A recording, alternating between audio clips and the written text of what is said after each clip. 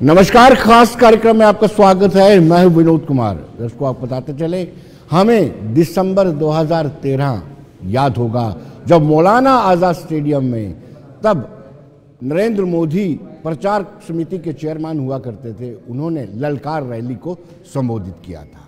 यानी 2014 के जो चुनाव जीते हैं उनका आगाज जम्मू कश्मीर से किया गया था और माता के चरणों में माथा टेकने के बाद उन्होंने मौलाना आज़ाद स्टेडियम में ललकार रैली से 2014 का चुनावी प्रचार शुरू किया था। दिसंबर 2013 में ये रैली हुई थी और उस दौरान जो जो उन्होंने वादे किए थे ऑलमोस्ट उन सभी वादों को पूरा किया गया। अब वैसा ही मौका दोबारा से आने वाला है।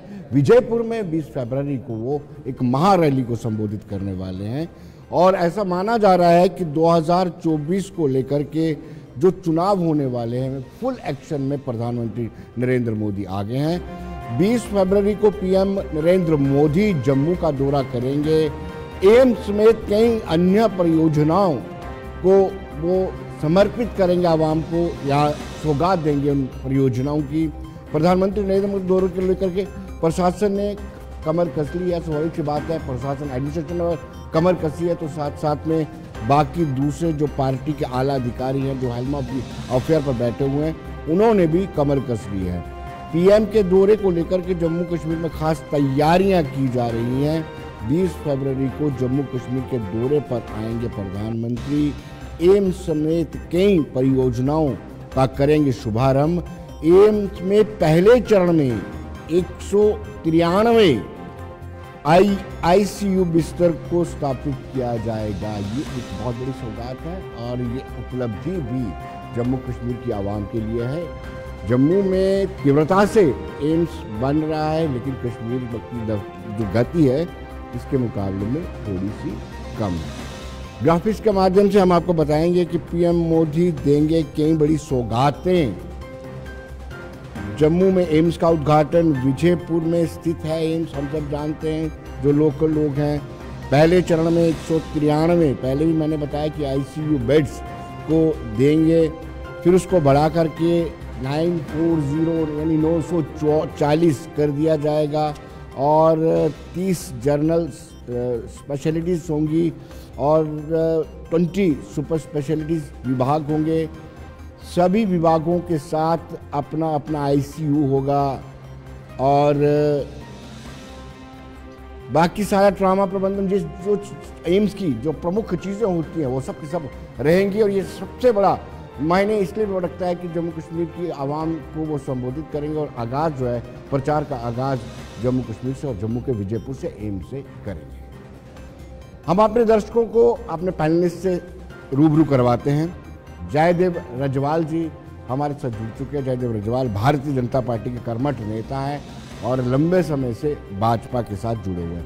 निर्मल महाना आम आदमी पार्टी से ताल्लुक़ रखते हैं, इनका भी स्वागत है। राजेंद्र सिंह ताज जो पीएचई डेली वेजर्स की रहनुमाई कर रहे हैं, आज से काफ़ी लंबे समय से लगातार स्ट्रगल कर रहे हैं और मुझे याद है इसी रैली के दौरान दिसंबर 2013 को जब ललकार रैली हुई थी तभी भाजपा के आला नेताओं ने और प्रधानमंत्री नरेंद्र मोदी तब वो प्रचार समिति भारतीय जनता पार्टी लोकसभा चुनाव प्रचार समिति के चेयरमैन हुआ करते थे। उन्होंने भी आह्वान किया था कि 370 बड़ी जटिल समस्या है लेकिन साथ साथ उसके बाद कोई बड़ी समस्या है तो ये 60,000 जो 60,000 डेली वेजर्स है ये भी एक बड़ी समस्या है। जगदीप सिंह कांग्रेस से ताल्लुक़ रखते हैं, जगदीप सिंह का भी स्वागत है।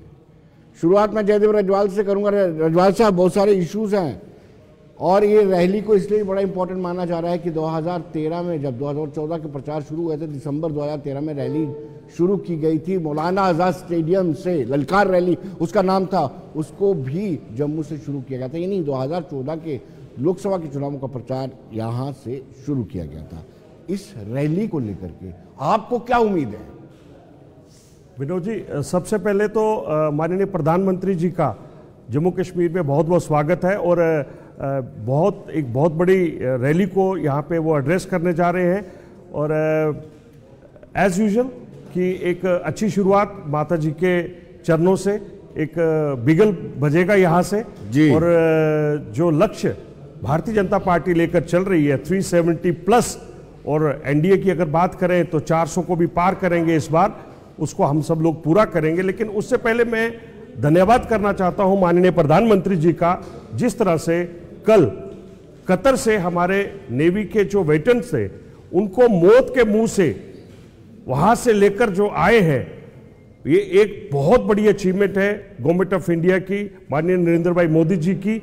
और सिर्फ यही नहीं, उसके अलावा अगर हम लोग इजराइल की बात करें, बाकी जगहों की बात करें, अफगानिस्तान की, सीरिया की बात करें, जिस तरह से ट्रैप्ड लोगों को वहां से लेकर उन्होंने किया, ये एक बहुत ही बड़ा जो ऐतिहासिक काम जो माननीय प्रधानमंत्री जी ने किया। और कल की खबर से तो पूरा हिंदुस्तान माननीय प्रधानमंत्री जी का धन्यवाद कर रहे हैं कि जो उनकी नीतियों से ये सब पॉसिबल हो पाए। जगदीप जी, आप हमेशा ही विदेश नीतियों को लेकर के भारतीय जनता पार्टी की अगुवाई वाली एनडीए सरकार को क्रिटिसाइज करते रहे हैं, और आप हमेशा कहते रहे कि देश में कम और प्रधानमंत्री विदेशों में ज़्यादा घूमते हैं। और आप ये भी तर्क देते रहे हैं कि हमारे जितने भी पड़ोसी मुल्क हैं उनके साथ हमारे ताल्लुकात लगातार बिगड़ते जा रहे हैं। लेकिन कतर एक अच्छी एग्जाम्पल है जिसने साबित कर दिया है कि प्रधानमंत्री नरेंद्र मोदी और भारत का कद निरंतर बढ़ा है। विनोद जी, शुक्रिया, आभार। निश्चित तौर पर जब कभी बात होती है भारत के अंतर्राष्ट्रीय स्तर पर या उस पटल पर स्थिति क्या है, तो चौतरफा बात होनी चाहिए। आज जैसे रजवाल साहब बड़े बढ़िया व्यक्तित्व के मालिक हैं, अच्छी डिबेट करते हैं, बातों को बढ़िया तरीके से तोड़ मरोड़ कर भी पेश करना जानते हैं। पहली तो बात ये, नहीं मैं आ रहा हूँ, जो ये क्रेडिट दे रहे हैं निश्चित तौर पर वो क्रेडिट मिलना चाहिए, लेकिन उससे पहले क्या स्थिति थी वो भी हमें पता होनी चाहिए। और अगर हम बात ओवरऑल करें, मालदीव जैसा छोटा मुल्क, जब मैं बात करता हूँ जनाब, आपको याद होगा एक इतिहास रहा है कि जब कभी वहाँ से कोई राष्ट्रपति बनता है तो सबसे पहले माथा टेकने वो भारत आता था। आज स्थिति ये है कि छटांग भर का मुल्क है और उस मुल्क ने जिस तरीके से दावा किया अपनी संसद में खड़े होकर वहाँ के राष्ट्रपति ने कि हमने भारतीय नौसैनिकों को यहाँ से खदेड़ दिया, ये एक बड़ी, मैं समझता हूँ, चिंताजनक और शर्मनाक बात भी थी इस देश के लिए। इसके साथ साथ अगर आप देखें छोटे मुल्कों की हम बात करें, चाहे नेपाल की बात करें, भूटान की बात करें, चीन के साथ हमारे कैसे संबंध हम जानते हैं, पाकिस्तान तो जग विदित बात है कि भरोसे का कत्ल करता आया। तो ओवरऑल जब हम बात करते हैं अपने आस पड़ोस तमाम मुल्कों की, तो कोई बहुत बेहतर स्थिति में नहीं है हमारे अंतर्राष्ट्रीय संबंध। ये बात जरूर है कि जब हम बखान पर उतर आए, जब हम सिर्फ स्तुतिगान पे उतर आए, तो फिर हम चाहे जो मर्जी कहते रहें। फिलहाल मुद्दा आज की डिबेट का मुझे लगता है माननीय प्रधानमंत्री नरेंद्र मोदी की आमद से जुड़ा है। तो जब भी आप सवाल पूछेंगे मैं बड़े विस्तृत ढंग से आज आपको बताने की कोशिश करूंगा कि क्या क्या वादे माननीय प्रधानमंत्री तत्कालीन नरेंद्र मोदी, जो बाद में प्रधानमंत्री नरेंद्र मोदी बने, और उस ललकार रैली जिसे ऐतिहासिक बताया जाता है, जिसकी हुंकार से बड़े बड़े वादों, बड़े बड़े दावों की बात की गई, जमीनी सतह पर, ये मेरी बगल में बैठे हैं पीएचई को रिप्रेजेंट करने वाले भाई साहब, ये ज़्यादा बेहतर आपको बता देंगे जब 1.5 लाख मुलाजिमों की बात आएगी।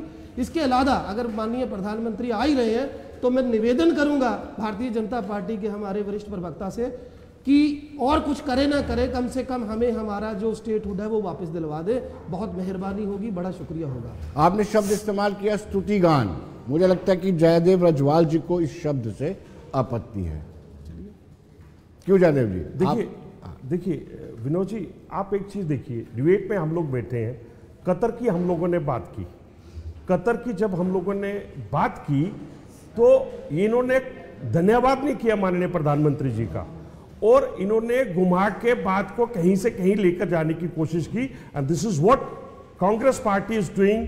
और ये इनका एक तरीका है बात करने का कि जो हकीकत है, पूरी दुनिया जिस चीज को मान रही है ये उसको मानने को ही तैयार नहीं है। मालदीव्स की बात करते हैं, माननीय प्रधानमंत्री जी ने सिर्फ एक ही फोटो खिंचवाया, एक ही फोटो से मालदीव्स की क्या पोजीशन होगी ये बताने का चेष्टा नहीं करेंगे। भारतीय नौसैनिकों की वापसी हुई, उस पर बता दीजिए। This is what we are saying, this is what we are saying.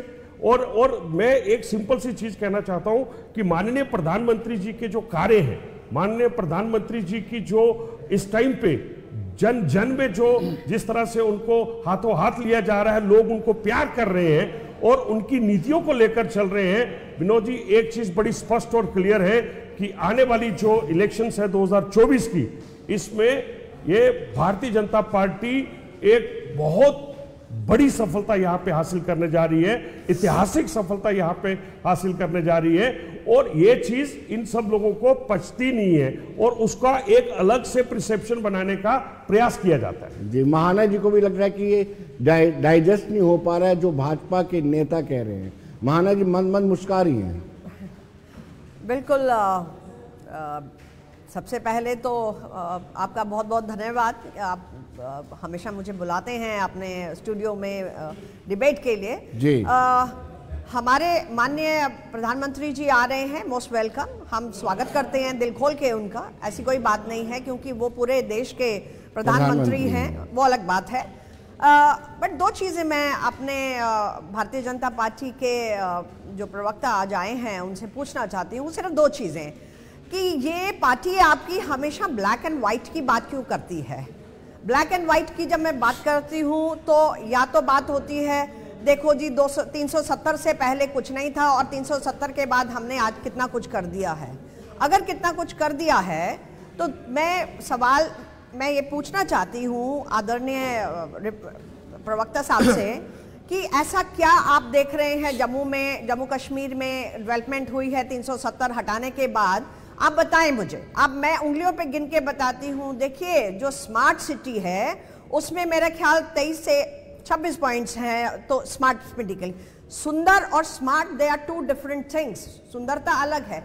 आपने सिटी को सुंदर कर दिया, सारे दीवारों पे पोस्टर्स बना के, देवी देवताओं की फोटोग्राफ्स लगा के, मंदिरों का अलग अलग वो करके, लेकिन स्मार्टनेस कहाँ है? स्मार्ट सिटी का मतलब क्या होता है ये हमें पहले समझना पड़ेगा, जो इनकी सरकार ने शुरू किया।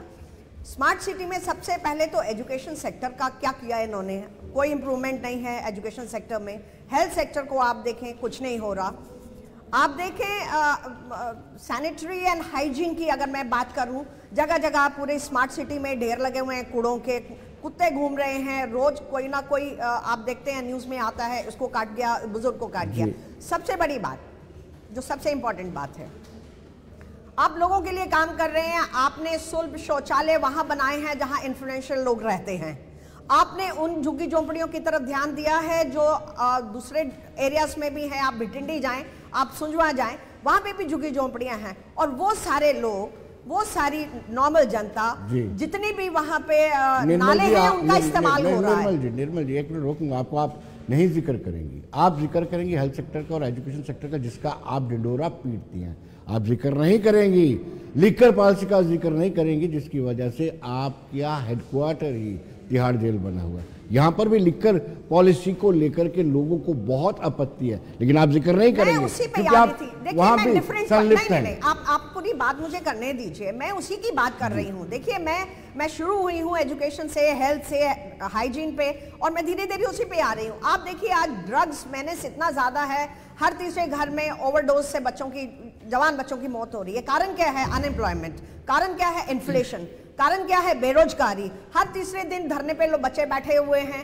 और लिकर की जहां मैं बात करूं, ये जो मेरा स्टेट थी ना, ये मंदिरों का शहर आज इन्होंने शराब की दुकानों का शहर बना के रख दिया है।